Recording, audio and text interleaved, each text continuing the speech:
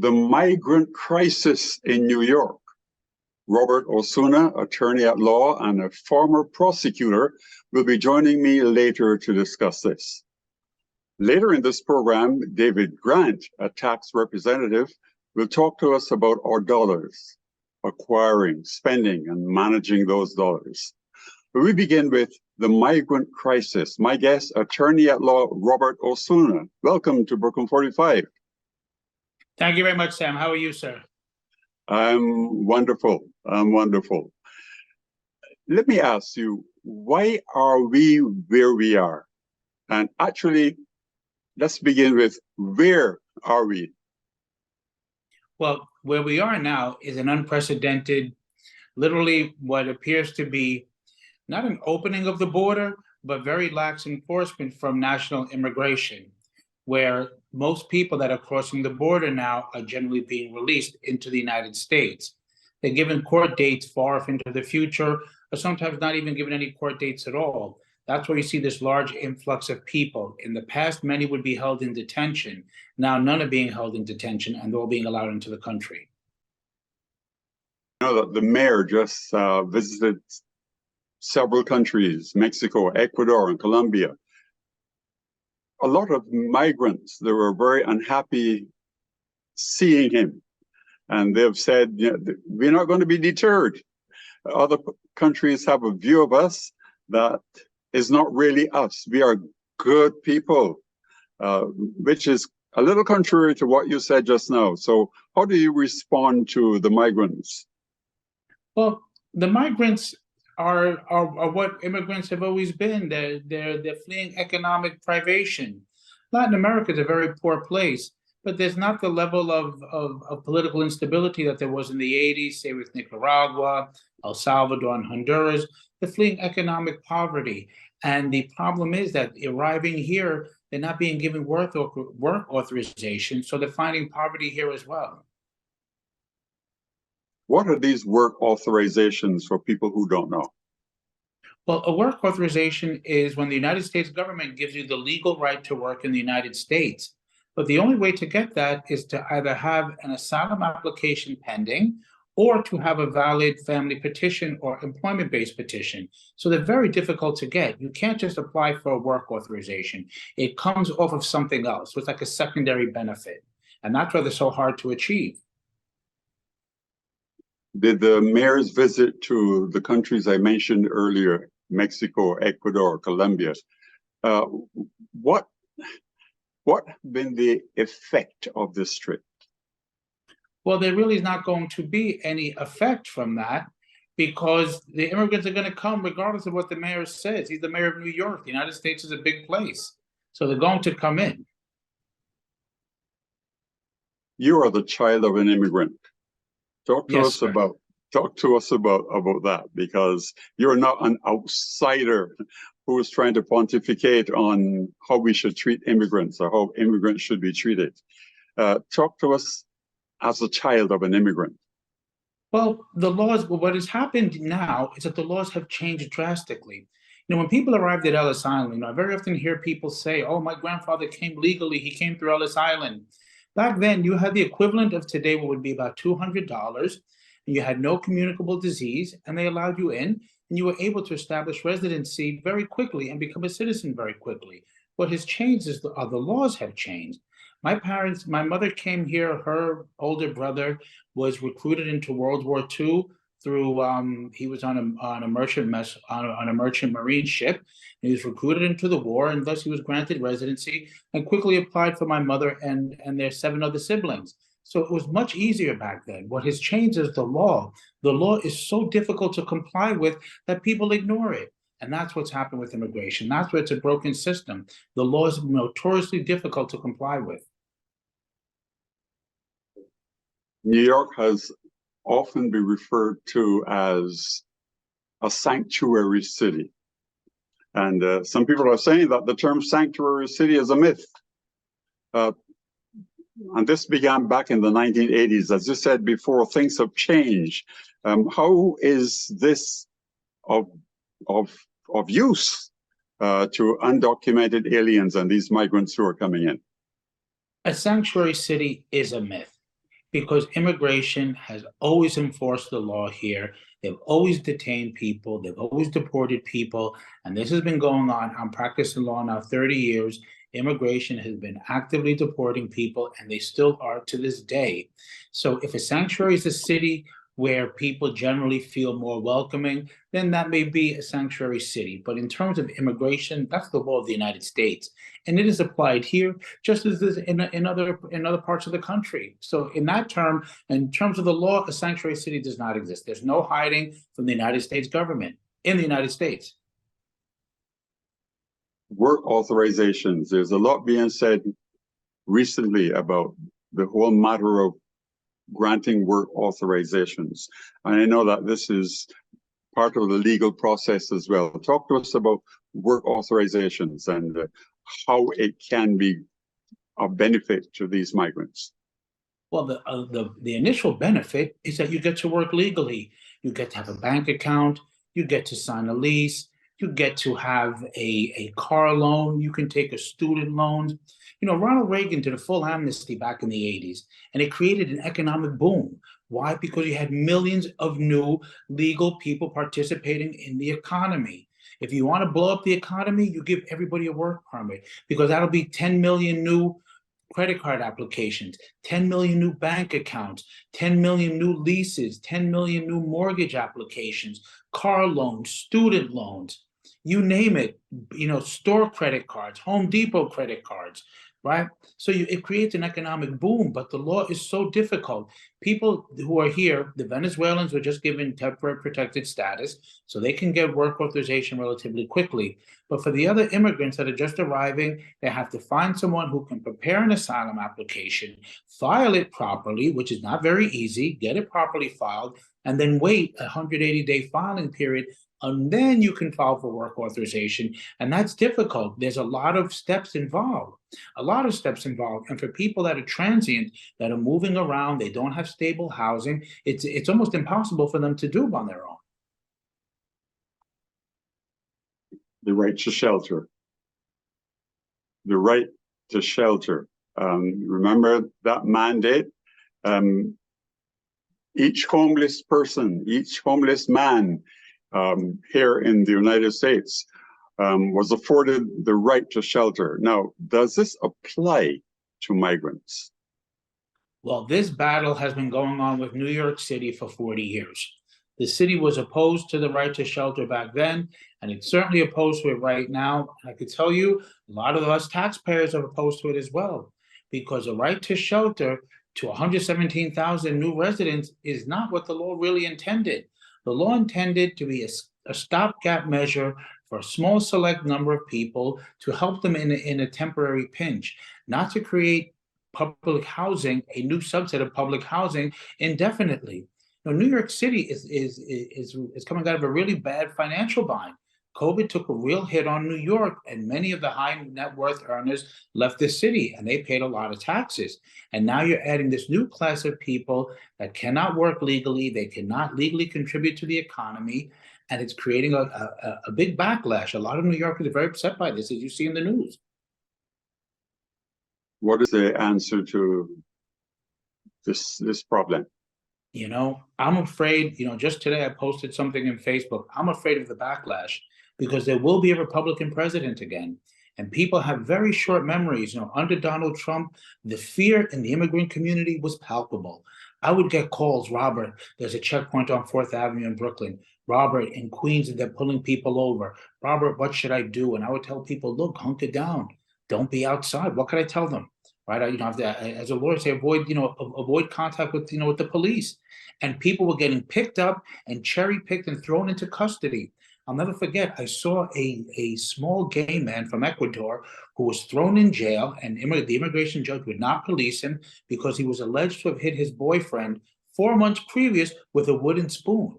And the judge remanded him and would not grant him bail in immigration court. I was like, Judge, it's a spoon. I can't believe you threw that man in jail. And that's what immigration was. And those days are going to come back. And there's going to be hundreds of thousands of new people. And I'm afraid they're going to be detained. They're going to be separated from their kids. The kids will be getting assimilated. Every day, those kids become more and more American. They learn English every day. And it's going to be heartbreaking to watch that backlash. That's what I personally fear, that, as a citizen and as a lawyer. You are a lawyer now, but you were a former prosecutor in the Bronx. How have things changed since you were a prosecutor to now that you are a lawyer? Well, I can tell you, starting off as a prosecutor, the laws were a lot tougher back then than they are now. That I can tell you. I remember seeing people go, I was in the narcotics division. We would routinely see sentences of 5 to 10 to 7, 8 to 16 years for $20 sale of drugs, $30 sale of drugs. Now, people, today I was speaking to a prosecutor, a client of mine was arrested with 900 grams of fentanyl, and we were talking 2.5 years. This is a big, the law is a lot more forgiving now than it used to be. The law's still tough. The law's still tough, but it's not like it was back in the 90s. Companies are saying they are forced to hire illegal workers and break the law because no American want to take jobs that these illegal aliens are taking. What's your response to that? That is true to some extent. Just today I was representing a woman. She's an immigrant, a Dominican woman. She was sued by an employee who claimed, and he succeeded, that she didn't properly give him notice of his tip credit, that he was getting his tip credit. And for the lack of one word in that notification, she was held liable. A woman who's an immigrant, she doesn't speak English, she's doing the best she can. So these laws are hard on both sides. Right? These laws are hard on the small employers that are getting hurt and on the immigrants who are getting hurt sometimes as well. So, there are cases where, look, none of us here raise our child and said, well, I want my child to be a delivery boy in the South Bronx, right? So we don't, most American parents don't want these for their kids, and someone's going to do the heavy lifting, as it always been the case with immigrants. The mayor has said that we're getting over 6,000 asylum seekers every day. Now, how do we fix this? I know he's been traveling to South America and he's been putting some pressure to bear on the president of the United States. How are we going to handle this? I know you said earlier that we're running out of money. It's very costly to provide housing and to provide other facilities for these immigrants. What is the next step for us? If I had the mayor's ear, I would advise he start flying people home. Give each one $5,000, $10,000 and let them go home. And with $5,000 or $10,000 in Ecuador, Mexico, and Colombia, you could start a nice little business. You could buy a little piece of land, and they would go home, and that might be far more economical than paying these exorbitant rates that these flea bag motels that before were empty are now making millions of dollars from the city, right? So if I was speaking to the mayor, I'd say, maybe you want to have a little fly him home program, get him on a plane, give him a couple of dollars to go home, and leave it at that.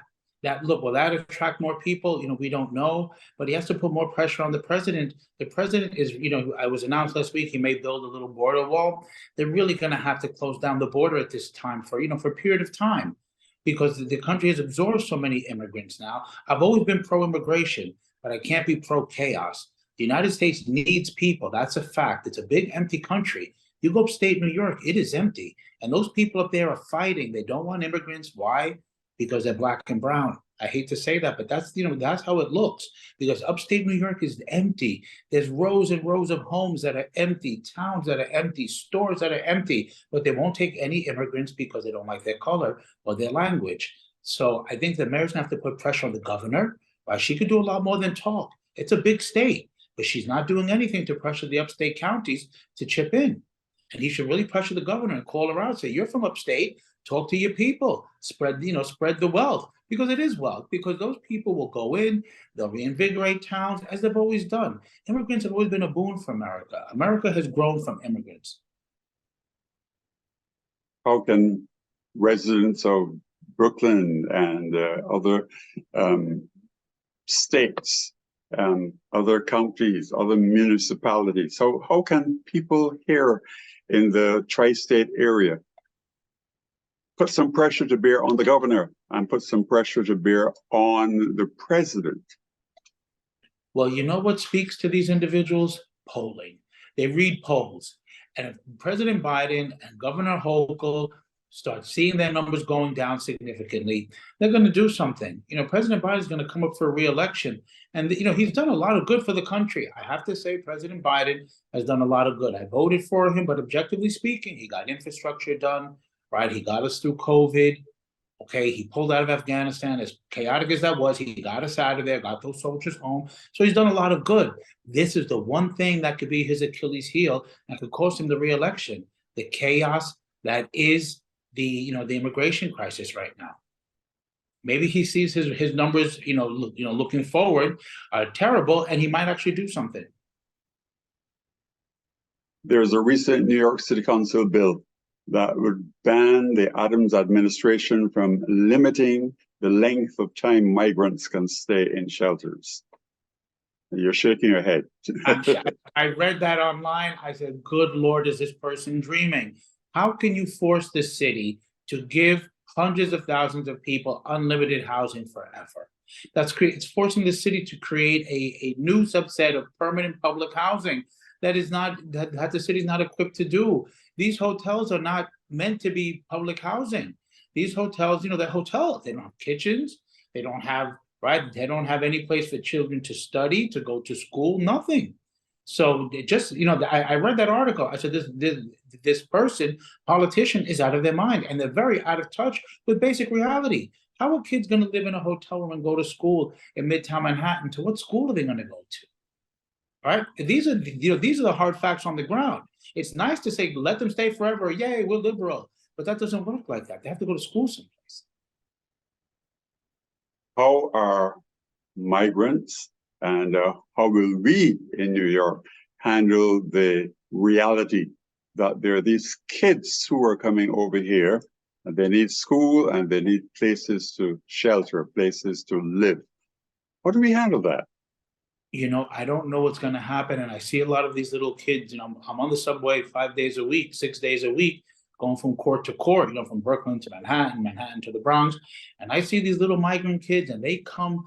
I saw a family last week. It broke my heart.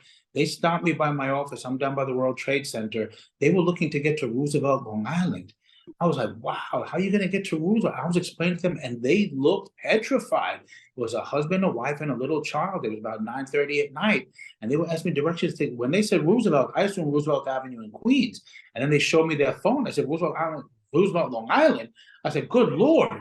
This is not fair to people, but giving them an unrealistic expectation. And it's not fair to them.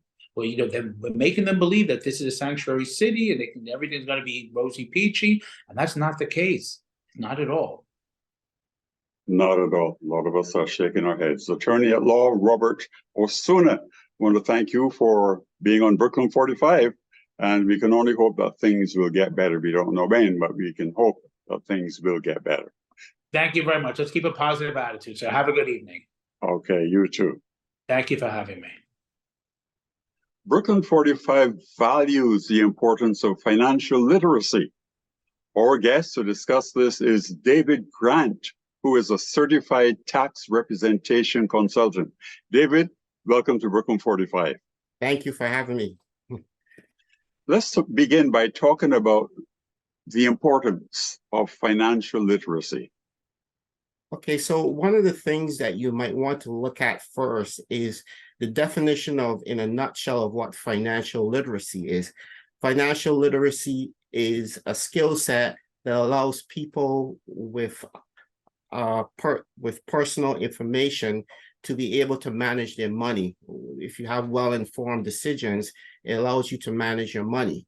Now, according to the Financial Literacy Education Committee, there are 5 components that you should think of when you're thinking of financial literacy. And I'll go through these really quickly. The first one is earnings. And of course, that means how much money you're bringing into the household, how much you're earning. The capacity to earn more is important. The second one is savings and investment, taking what savings you have and trying to invest in different savings vehicles such as CDs or mutual funds or whatever the like you have. Then you have protection, which looks at if you have an asset such as a house or a car, you want to have adequate insurance, or if you have a mortgage, you want to make sure you have life insurance that in the event of death, that the money that you leave behind can cover the mortgage. The fourth component is spending and budgeting, which some of us seem to have, a little difficulty, but that looks at what you're spending versus what you're making and making an allocation to be able to spend within your means. Then the last one is debt, borrowing and debt. So in other words, in certain situations, you might have to borrow money. And in those situations, how do you manage that debt? And those are the 5 components that you really should think of in a nutshell when you're thinking of financial literacy. Some people say, I don't have enough money to invest. What do you say to them? Well, one of the things that I say, you should start out slowly. And whatever you have, whether it's 5 or 10, if it becomes habitual, as we earn more, I find that people then would add more to it. But the whole idea is somewhat like when you go to the gym and you don't know where to start, but if you start exercising slowly, you can build on that momentum. So what I would say to people that don't say, I think sometimes we're looking for that lump sum of money to say, okay, I can start saving now. But the best approach would be to, start small. If that's $5 out your paycheck or $10, and then as you gradually and make more, your earning power increases, then you can increase that money over time. But the whole thing is really to get started. Yep, some is not going to come from lotto. No, definitely not. Yes. People listen to the radio a lot and they hear about the Dow being down. And lots of people hearing that are afraid to invest their money. How do you address that concern? Well, the Dow being down is you have bull markets and you have bear markets. The bull market is when the market is up. The bear market is when the money went down. Investing in the market is cyclical. You have the downs and the lows. What you should try to do is, if you're looking long term, then you can sort of park your money there and you're not worried so much about the downs and the lows because eventually it will go up. So in that sense, if you're looking long term, the market shouldn't really have an impact on you really, because at some point in time it's going to go up and then you could write out the market. The other point would be that if you're looking short term, then the market might not be the adequate place that where you might want to park your money, because then sometimes what may happen is that at the time that you want to pull your money out, the market is in a bear market, which is the down market. So the best thing to do is, I always say, if you're not savvy with the market, you probably want to look long term to put your money in an investment. But if it's short term, you really need some more probably some advice from the people in that area to really get a short term quick fix in the market if you're looking for that type of vehicle. What's the impact of culture? The impact of growing up as a child and not seeing your parents saving money or investing money. Some parents live from paycheck to paycheck. What's the impact of this kind of culture on one's decision whether to save and how much to save? Well, culture does have a definite impact, especially if you don't have parents that you can mirror. But one of the things that you can look at is that you can educate yourself on it, such as this program here now, on how you can break out of a cycle where sometimes the home is not the most adequate place to be informed about decisions. But what you can do is by shows like this, learn and try to get all of that vortex where you don't have the adequate information to be able to make informed decisions. So that will be one way of looking at that. I would say mostly to educate yourself on getting out on how to manage your money. because culture does play an impact, but it doesn't have to be the end all be all for that type of environment. David Grant, owner of Chandos LLC. Actually, it's Chandos Grant. Correct. Chandos Grant is correct. Yes. Yes. Yes. I want to thank you for being on Brooklyn 45 and for the information you've shared with us. And you're going to be back because we're going to be doing a couple of programs about financial literacy because it is so important. Yes, it is. Thank you for having me again. Okay. Yeah. And we also want to thank David Grant, who is a tax consultant, for the information that he provided for all of us to help us manage our finances. We thank you for watching this program, and we invite you to partner with Brooklyn 45. You can do this in many different ways. We are a 501c3 community television program, and when you support us with a gift, you benefit, and our communities benefit from our programs. So please tell your family, your friends, your colleagues to watch Brooklyn 45. You can watch our programs here on cable television, and you can also watch our programs on YouTube. So please support us and be a part of what we do. On behalf of our Brooklyn 45 team, I'm Sam Taitt.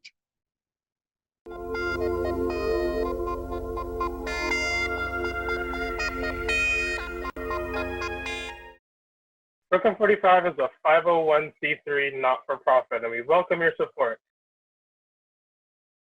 Check out our website, brooklyn45.com, and feel free to donate or share it with your friends and family. Have any comments or questions? Send them to our Facebook, facebook.com/Brooklyn45TV. If you have any questions or topics you think we should cover next, shoot me an email over at brooklyn45tv@gmail.com. Thank you again for watching.